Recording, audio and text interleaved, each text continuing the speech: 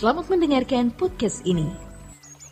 Banyak orang Kristen yang sebenarnya belum tahu apa maksud perkataan Tuhan bahwa kamu bukan berasal dari dunia ini.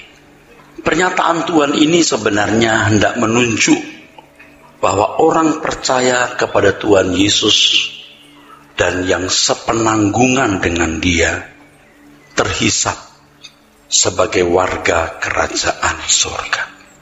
Ingat, yang percaya kepada Tuhan Yesus dan yang sepenanggungan dengan Tuhan, sehingga hidup di bumi ini hanya persiapan untuk menetap di sana.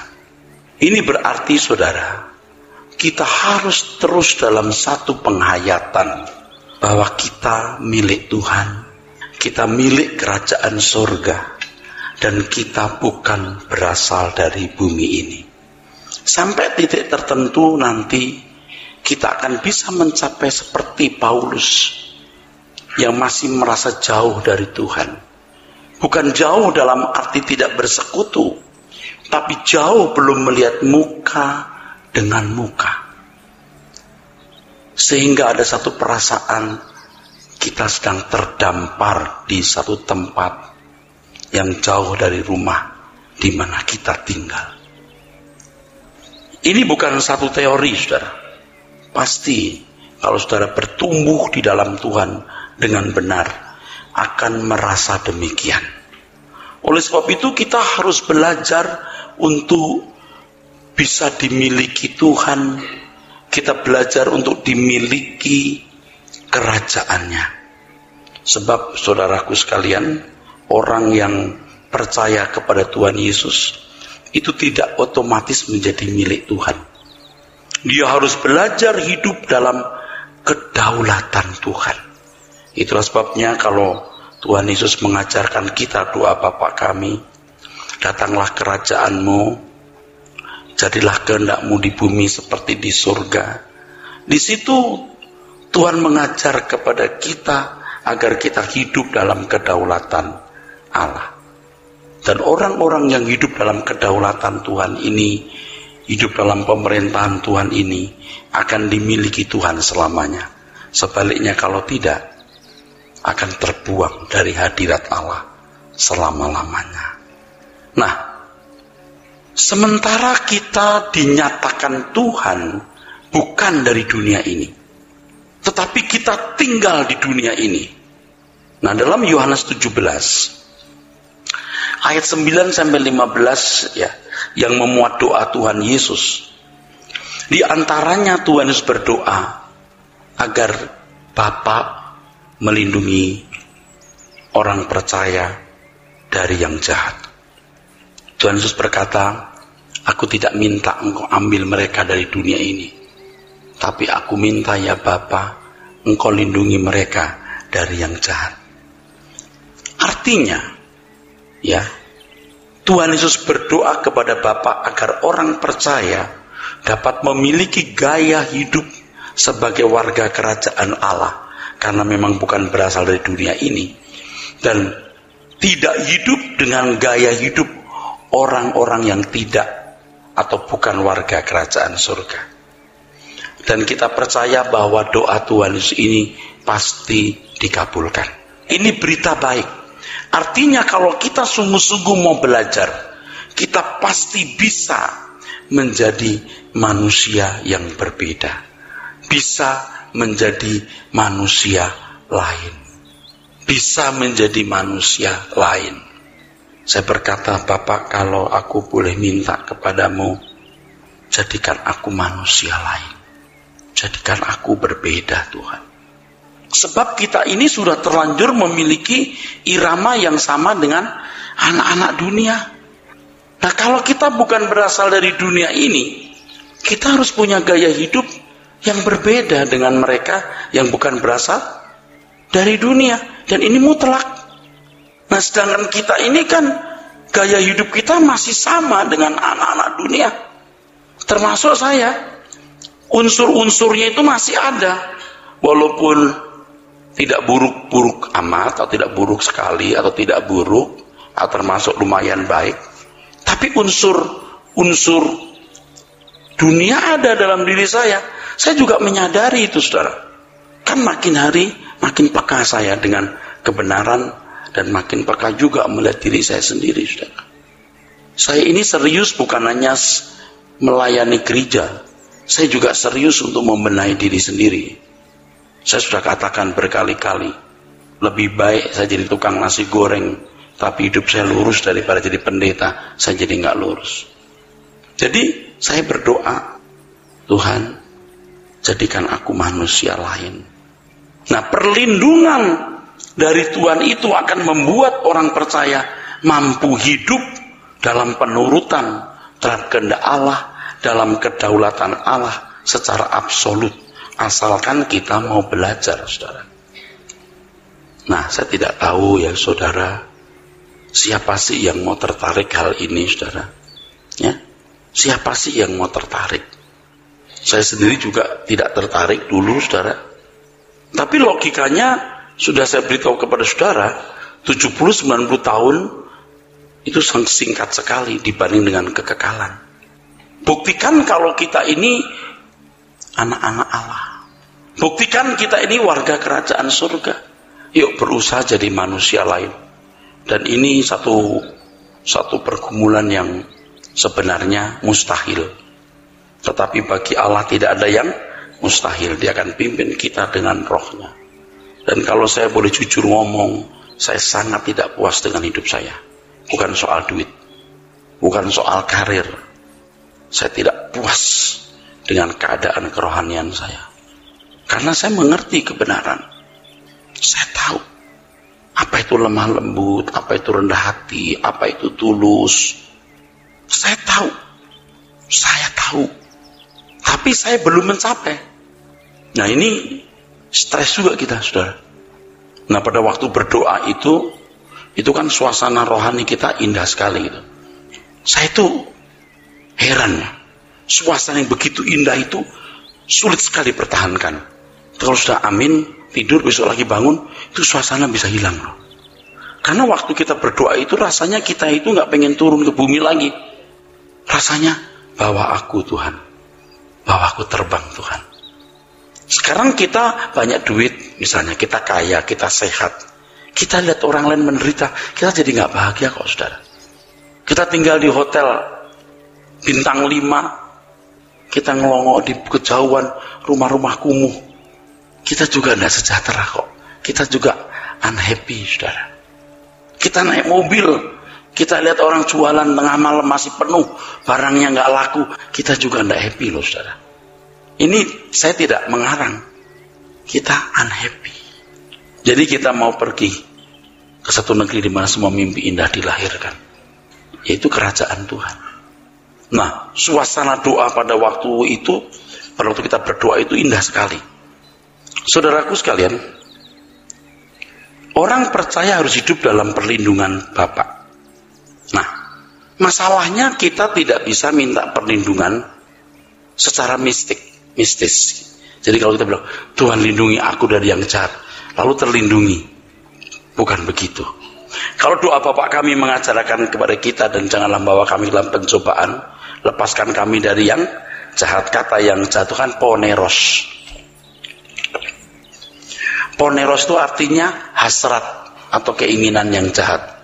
Poneros. Tidak mungkin Tuhan mengendalikan hidup kita, mengambil alih kebebasan kita, tidak mungkin. Kita yang akan terus mengendalikan diri kita sendiri. Jadi kalau Tuhan berkata lindungi mereka dari yang jahat, itu berarti Bapak menyediakan fasilitas yang memungkinkan orang tidak ingini yang jahat. Saya katakan kepada saudara, yang membuat kita berdosa lembar buku pikiran kita. Kita lihat mobil bagus, aduh kerennya mobil itu. Oke. Kita lihat orang terhormat, kerennya dari orang terhormat. Kita bidik, lalu kita mengusahakan untuk mencapai itu. Tergambar semua di sini. Atau wah enak ya punya anak-anak yang berhasil dalam studi, berhasil dalam karir, punya menantu yang berkenan di hati kita, punya cucu-cucu yang sempurna, hari tua bisa bercengkerama dengan cucu-cucu. Wah, kita mulai karir, kita kerja, kita bisnis untuk mencapai itu. Itu buku pikiran kita tuh di situ, saudara. Nah, itu yang bikin kita berdosa. Kelihatannya nggak salah, tapi kita membangun our own kingdom, kerajaan kita sendiri. Mestinya yang tergambar di lembar buku hidup kita cuma dua, wajah Tuhan Yesus dan kerajaannya. Anda tidak akan menyesal kalau Anda melakukan apa yang saya katakan. Saya juga sedang belajar ini, saudaraku sekalian. Nah, kalau kita masih mengingini banyak hal, bagaimana kita hidup dalam perlindungan Tuhan, saudaraku? Tuhan Yesus mengendaki kita. Tuhan Yesus menginginkan kita terlindungi dari poneros, dari terlindungi dari yang apa? Jahat. Kata jahat diganti, jangan diganti terlindungi dari kemiskinan, gagal studi, tidak punya jodoh. Jangan diganti ini. Ini yang jadi fokus. Anda paham maksud saya? Pasti kalau kita terlindungi dari hal yang jahat, hal lain pun juga kita akan terlindungi, saudaraku. Walaupun ini sifatnya relatif atau tidak mutlak, saudara. Tapi terlindungi dari yang jahat itu mutlak. Sebenarnya tidak ada sesuatu yang boleh atau bisa kita anggap mutlak kecuali Tuhan dan kehendaknya. Yang lain harus dibuat relatif. Ya, kita bisa makan jagung, kita bisa makan nasi, bisa makan roti, atau bulgur, atau gaplek. Relatif kok, pakai baju kelas butik mewah, kelas mall mewah, atau kelas kaki lima, relatif. Tetapi kalau Tuhan dan kebenarannya itu tidak relatif, itu mutlak. Jangan yang mutlak direlatifkan, yang relatif dimutlakkan, kan begitu, saudara. Nah, di Yohanes 17 ayat 21, ini kalimat penting kita baca. Ayat yang ke-21 berbunyi demikian. Supaya mereka semua menjadi satu, sama seperti Engkau ya Bapa, di dalam aku dan aku di dalam Engkau, agar mereka juga di dalam kita, supaya dunia percaya bahwa Engkaulah yang telah mengutus aku. Ini kalimat kan tidak mudah dipahami. Supaya mereka semua menjadi satu, sama seperti Engkau dalam aku di dalam Engkau, agar mereka juga di dalam kita. Oke, ngerti kan ya? Supaya dunia percaya bahwa Engkaulah yang telah mengutus aku. Coba, bisa nggak dipecahkan kalimat ini? Kalau gaya hidup orang percaya benar-benar berbeda, saudara. Benar-benar berubah, saudara. Karena kita percaya Tuhan Yesus, orang sebaik ini tidak mungkin Tuhannya salah. Saya berkhotbah mengenai apa itu pelayanan. Yang pertama, memuaskan hati Tuhan. Amin.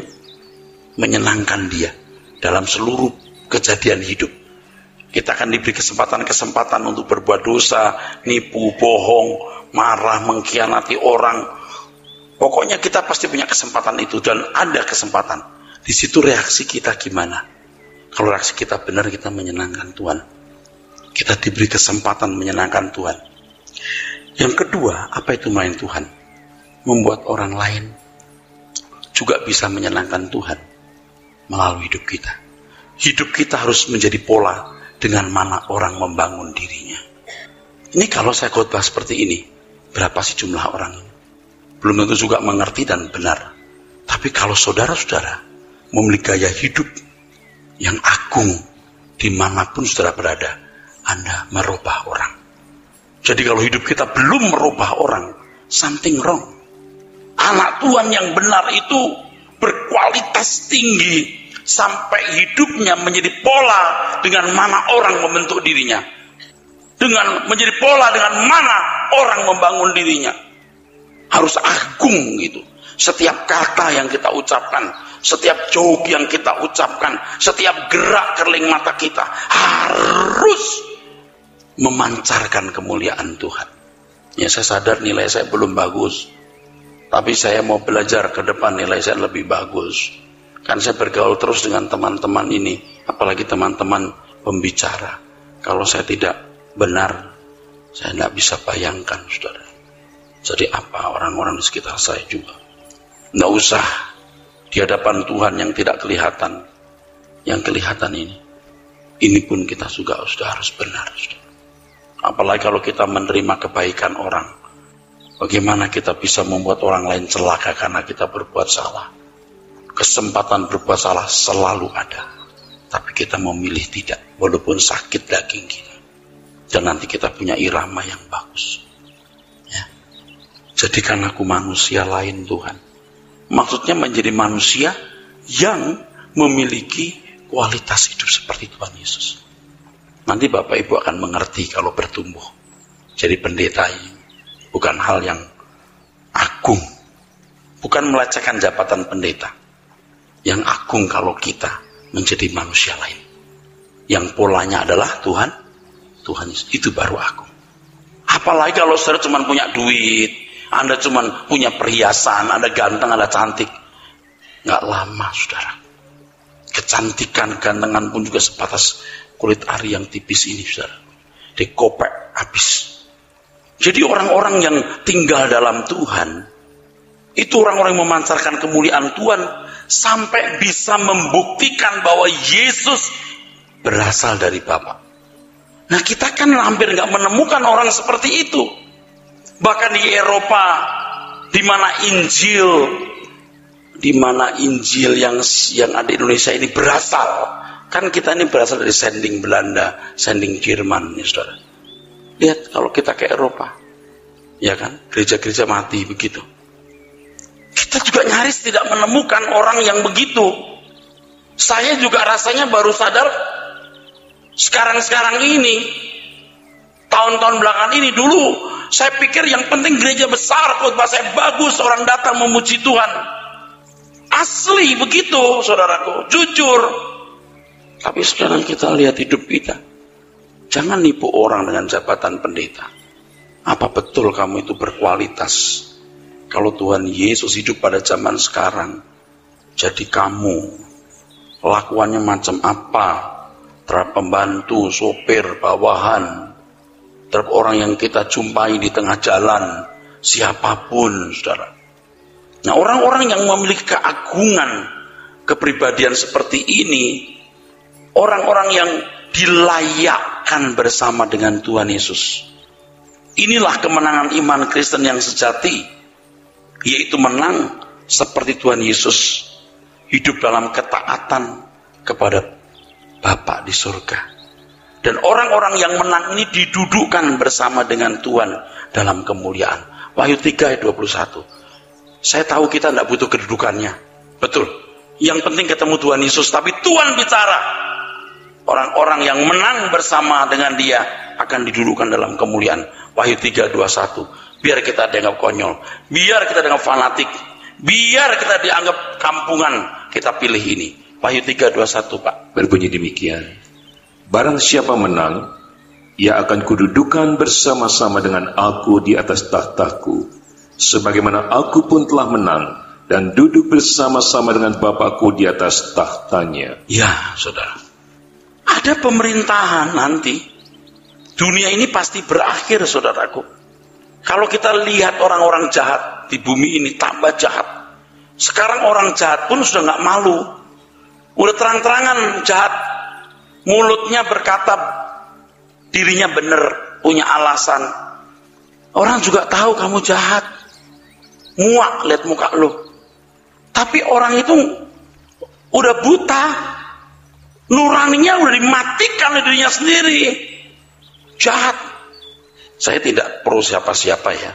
Dalam kasus konflik persengketaan setelah Pilpres ini, kita semua punya nurani untuk membaca. Kita kan penonton nih, saudaraku, cuma bisa batin ya. Jangan sampai kita jadi orang seperti itu. Tapi banyak orang tuh begitu di dunia ini. Ibu-ibu ya, kalau tidak pakai tas merek ini, nggak sejahtera. Itu sakit jiwa. Oh, di dunia itu normal. Tapi di mata kebenaran, saya mau kasih tahu, itu kesetanan. Saudara pakai merek itu emangnya yang lu jadi apa sih? Dipuji orang. Yang memuji kamu itu orang yang juga gila tas, yang juga tahu tas merek itu. Yang nggak tahu, mana tahu? Ya nggak tahu mana tahu ya. Artinya gini loh, kalau orang-orang yang nggak ngerti itu merek mahal ya, dia sama aja ngelihatnya. Saya nggak bisa bedakan jam mahal jam murah loh, kecuali ada kinclong-kinclongnya itu saya baru bisa bedakan. Tapi itu pun kan bisa ditipu, dipakai silikon apa itu kan bisa. Lalu apa sih artinya? Anda pakai mobil bagus, oh keren. Yang menilai keren itu juga orang-orang yang gila mobil atau melarat tapi belum punya kesempatan. Tidak hanya orang kaya ingin kaya, orang miskin yang ingin kaya tapi belum punya kesempatan, atau tidak akan pernah punya kesempatan. Saya nggak katakan Anda salah punya mobil bagus, tapi kalau dasarnya supaya dinilai orang. Nggak mungkin loh orang macam begitu duduk di samping Tuhan dalam kemuliaan. Nggak mungkin. Miskin itu otaknya. Asli dia itu miskin otaknya. Kalau duitnya nggak ngelinding segini banyak, belum tenang. Mau ngelinding sepanjang apa? Kalau kamu mati hari ini, kamu nggak bawa. Kamu juga nggak bisa ditolong pakai duit sebanyak itu. Kalau Anda naik MH17 yang terbang di perbatasan Ukraina, Rusia, nggak sempat berdoa loh. Dum, selesai. 1 menit, 1 detik, 2 detik, 3 detik, nggak mungkin 5 menit. Dum, selesai. Kalau kesempatan, waduh, mau dibom, ampuni saya. Itu pun juga cara minta pengampunan yang tidak natural, tidak proporsional. Orang itu sudah terlalu bodoh, fasik. Banyak orang begitu. Berapa banyak orang sih yang tertarik ikut PA seperti ini? Nanti. Tambah bodoh deh. Makanya ya kita punya positioning ini di sini.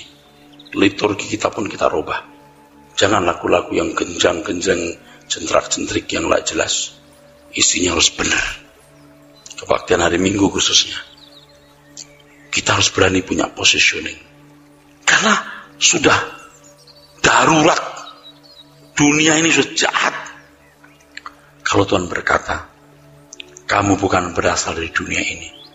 Itu menunjukkan bahwa orang percaya tidak perlu punya bagian di bumi ini. Nah, kalau ngomong begini dikira saya gagal hidup. Ya lu kagak punya duit, kagak punya kesempatan kaya, lu ngomong gitu. Kalau saya masih punya kesempatan, Anda keliru. Pendeta seperti saya punya kesempatan besar tanpa kerja keras.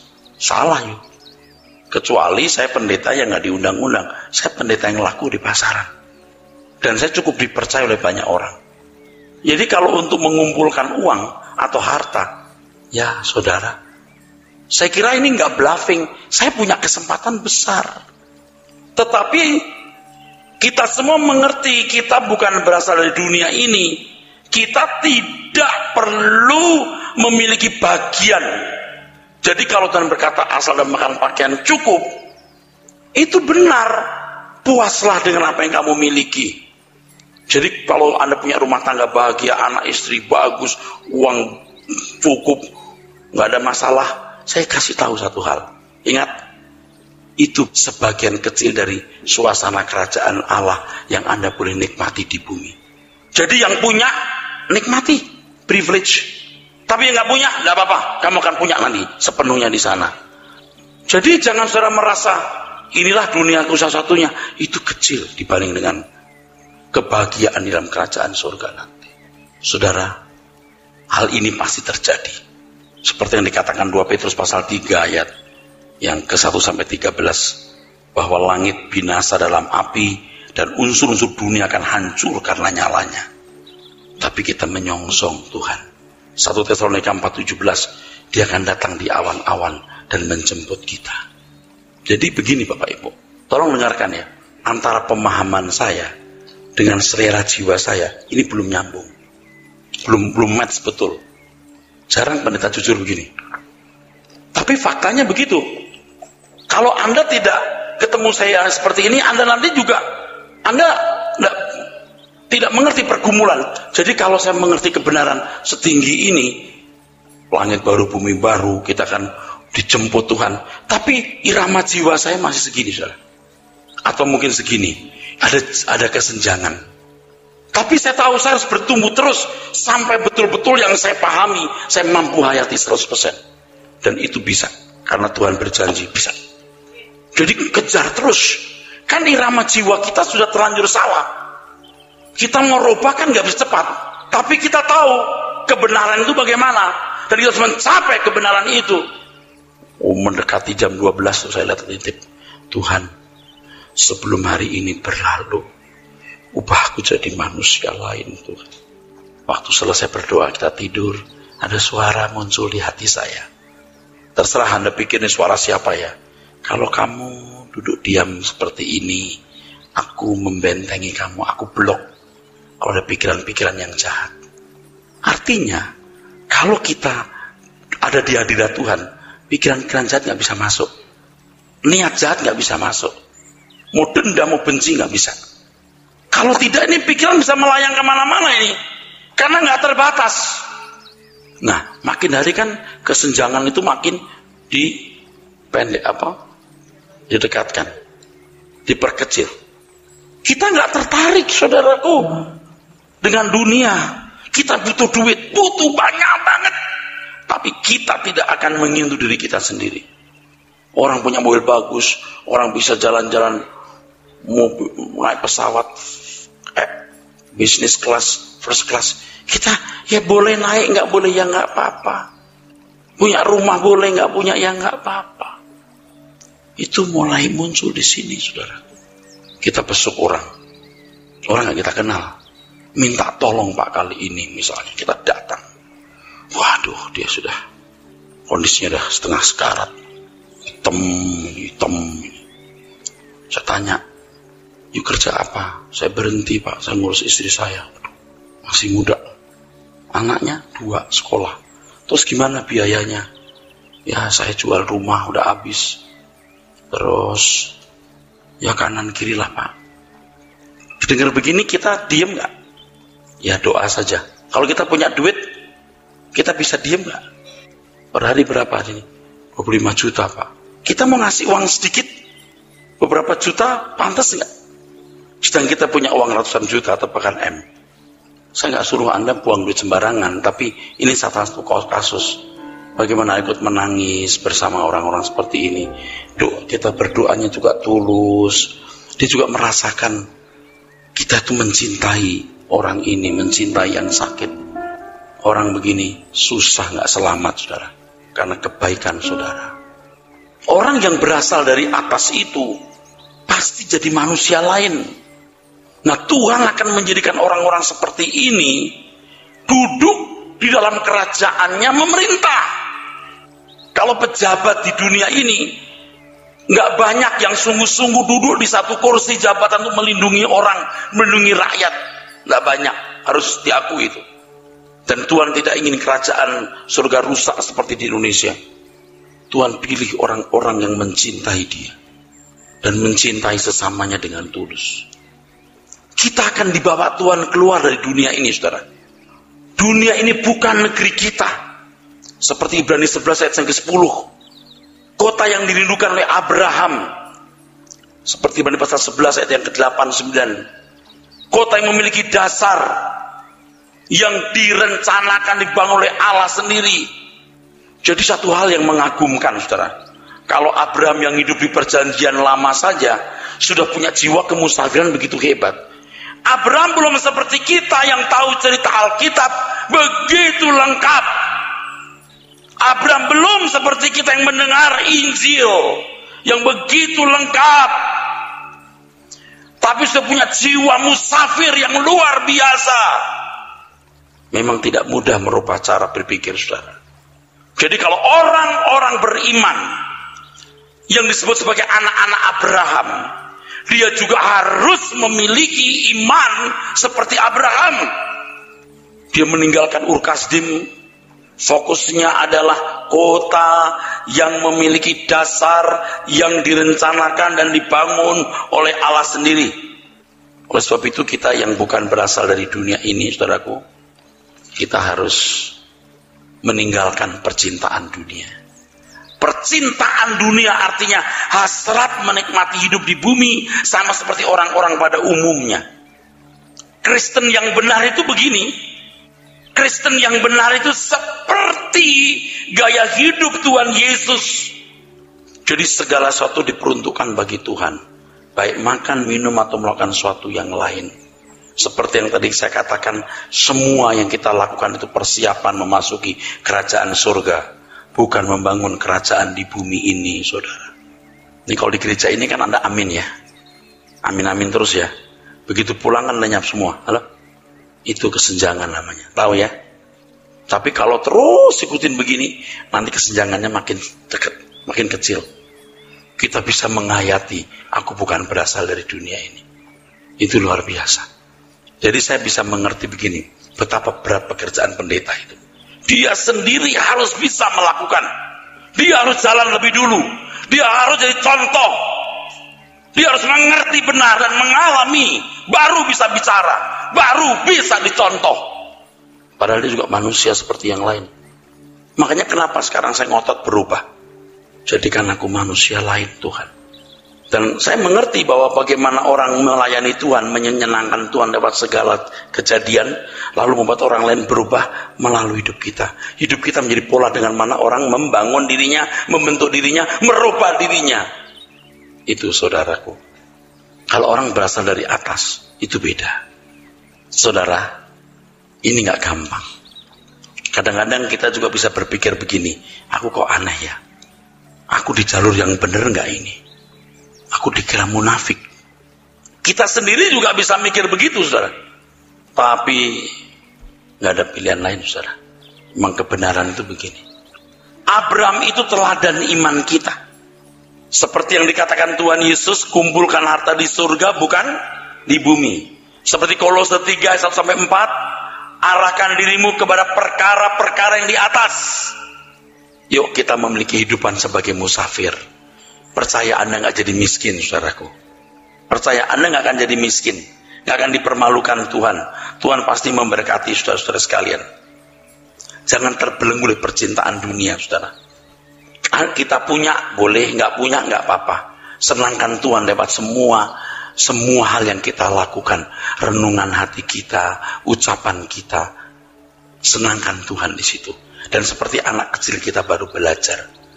Seperti anak kecil kita baru belajar. Setiap hari seakan-akan kita baru mulai start. Seakan-akan kita baru mulai start. Amin. Setiap kata yang kita ucapkan, setiap renungan hati kita sering gagal.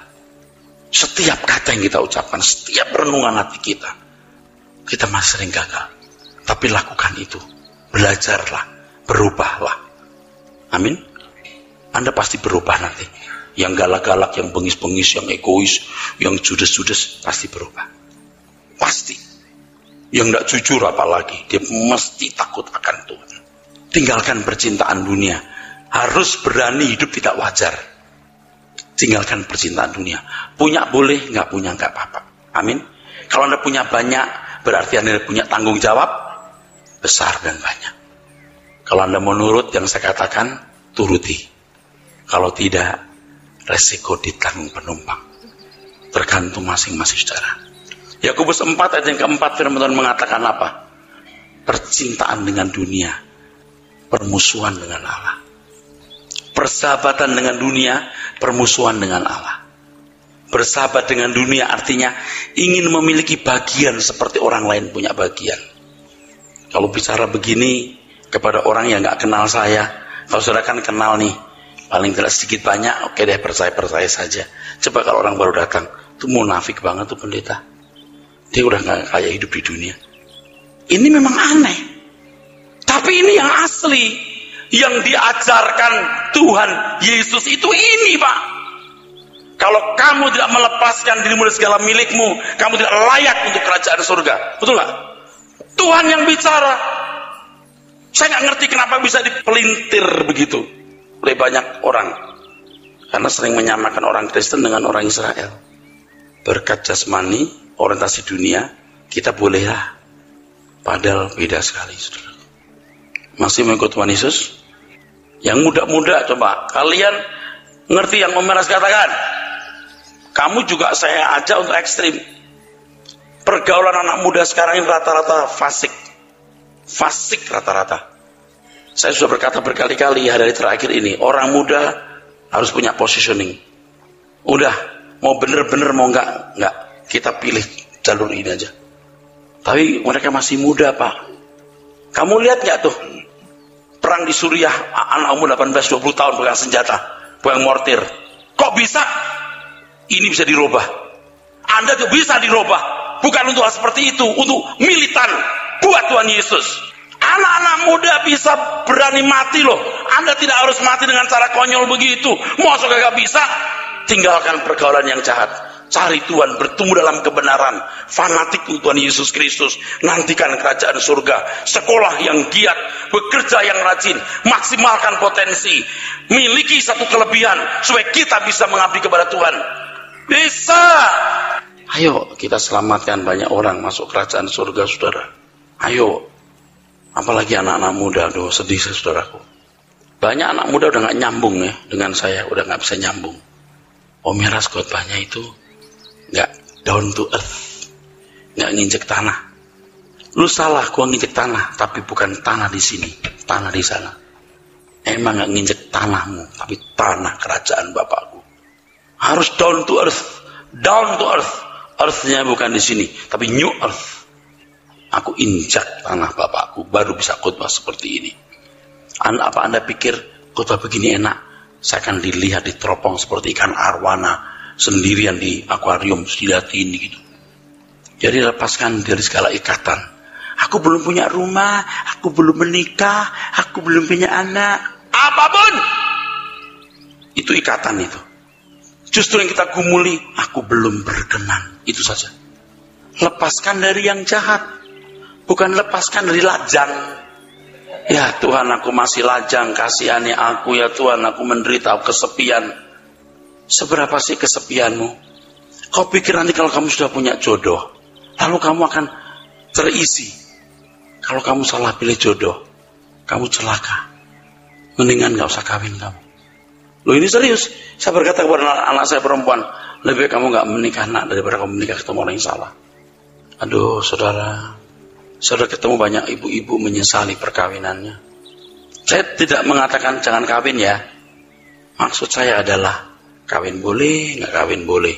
Terserah Tuhan mau atur. Hidupmu milik Tuhan. Nah militan seperti ini loh. Supaya pilih jodohnya pun nggak main kerapiak kayak beli pisang goreng. Jelas itu siapa yang jadi jodohmu. Kalau engkau janda, kalau engkau duda, pikir baik-baik kalau mau kawin. Mentang-mentang saya janda bapak ngomong gitu. Ya ini kan konteksnya soal kawin mengawinkan. Perhitungkan tuh bukan nggak boleh. Kalau Paulus mengatakan lebih baik engkau hidup seperti aku hidup. Dan saya sudah punya satu tekad. Saya katakan kepada saudara, kalau saya nggak punya istri, saya nggak akan kawin lagi. Kita nggak kawin lagi, saudara. Kalau saya ya, supaya kita tuh mau hidup suci itu serius. Serius, bukan mau menutupi kesalahan lalu kita bikin. Serius mau hidup suci. Serius mau berkenan. Jadi untuk menjadi seorang yang mewarisi langit baru, bumi baru, kita berasal dari sana akan mewarisi itu. Harus lepaskan segala ikatan yang dalam Ibrani pasal 12 ayat 1 sebagai beban dan dosa. Dan jangan anggap remeh. Kalau Anda menganggap remeh, mudah melepaskan belenggu ini, Anda pasti belum pernah berjuang. Pasti Anda belum pernah berjuang. Ini gak gampang, Pak. Anda tahu gak? Ini semua saya bongkar. Bukan mau menjolimi atau membuli pendeta. Dengan jabatan rohaniwan seperti saya, kita sudah merasa jauh dari dunia. Udah merasa rohani. Udah merasa, oh harta gak penting. Sekarang pendeta. Jangan salah loh. Dengan cara lain pendeta cari kekayaan. Dia boleh rohaniwan, belum tentu rohani. Boleh bisa punya jabatan rohaniwan, belum tentu rohani loh. Yang ngomong ini pendeta loh. Jadi ngerti betul. Dulu juga saya masih ingin hidup wajar, saudara. Apa salahnya punya ini, punya itu. Ingin wajar. Baru tahun-tahun belakangan ini saja saya bertobat, saudaraku. Apalagi bulan-bulan belakangan ini, waduh makin cepat saya dirubah Tuhan, luar biasa. udah gregetan gitu, udah gemes, mau cepat lari tapi nggak bisa lari karena irama kita yang dulu sudah salah. Kita mau kecepatan 90 km, ini masih 60, grek. Karena irama kita sudah salah. Makanya kalau kita banyak berdoa di kaki Tuhan, ketemu orang-orang yang takut Tuhan, sharingnya juga soal kerajaan surga, pelayanan, kita terbangun. Dan Bapak Ibu yang ikut-ikut saya sejak 2-3 tahun, 5 tahun lalu, Anda pasti merasa loh saya berubah, betul? Pasti. Kalau nggak merasa, kayak you nggak punya nurani yang baik. Loh, betul. You pasti tahu ini pendeta ini berubah loh ini. Ini mendesaknya beda loh, betul nggak? Dan nggak mungkin saya pura-pura bisa ngomong begini. Mendengar kebenaran ini dan mengikuti kebenaran ini, Anda nggak pernah menyesal. One day kita akan membuktikan apakah kita sungguh-sungguh beruntung dengan mengerti kebenaran ini dan melakukannya. Amin.